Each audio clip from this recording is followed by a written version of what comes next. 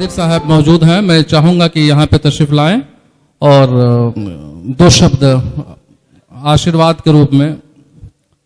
बड़ा प्रोग्राम साहब करते हैं लिटरेरी फेस्टिवल। आप प्रभाव इंडिया न्यूज के संपादक भी हैं, पेशे से शिक्षक हैं, सोशल एक्टिविस्ट हैं। यहाँ पर आए हुए सभी आगंतुकों और मंच पर बैठे हुए हमारे बड़े और सहयोगी लोग, आज जिस जगह पे हम इकट्ठा हुए हैं वो एक लिटरेरी फेस्टिवल है, साहित्यिक सम्मेलन है। और ग्रामीण क्षेत्रों में साहित्यिक सम्मेलन करवाना बहुत ही चैलेंजिंग काम होता है। मैं करवाता हूं, जानता हूं, क्योंकि एक ड्राई सब्जेक्ट होता है, लोग उतना इंटरेस्ट नहीं रखते हैं। ये सिटी और शहरों का कल्चर है जहां पढ़ने का लोगों को शौक होता है। फिलहाल जो हम देख रहे हैं, क्योंकि मैं यहाँ पला बढ़ा हूँ, अपनी उम्र के ज़्यादा समय मैं सिद्धार्थनगर में ही व्यतीत किया हूँ, तो मुझे मालूम है कि लिटरेरी फेस्टिवल में लोगों का वो इंटरेस्ट नहीं होता है जिसकी लोग तवक्को करते हैं, जिसकी लोग अपेक्षाएं करते हैं।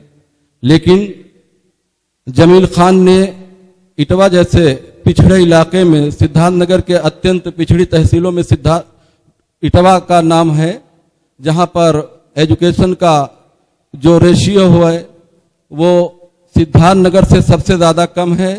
यहाँ पर 56% जो है रेशियो है एजुकेशन का। उसमें साहित्यिक सम्मेलन करवाने के लिए जमील खान ने जो साहस किया है वो काबिल तारीफ है। मैं इनके इस अदम्य साहस की सराहना करता हूँ और मैं उम्मीद करता हूँ कि ये पहला आयोजन इनके लिए बहुत ही मील का पत्थर साबित होगा। और यहाँ के जो स्थानीय बुद्धिजीवी हैं और स्थानीय लोग ऐसे हैं जो यहाँ से देश के किसी अन्य कोने में रहते हैं, वो जमील खान के इस अच्छी, अनोखी और शानदार पहल का समर्थन करें। वो अपने किसी भी स्तर से जो उनका समर्थन करने का तरीका है वो करें, ताकि हमारा जिला जो है वो साहित्यिक क्षेत्र में भी पहचाना जाए। बहुत से मामले हैं जिसमें हमारा जिला पहचाना जाता है। ये भी मैं बता दूं कि नीति आयोग में ये जिला सबसे पिछड़े जिलों में शामिल था और वहां पर ऐसे आयोजन करना बहुत ही महत्वपूर्ण विषय होता है। मैं जमील खान को और उनकी पूरी टीम को तहे दिल से धन्यवाद देता हूं, साधुवाद करता हूं कि उन्होंने इस तरह की पहल का आयोजन किया। Thank you.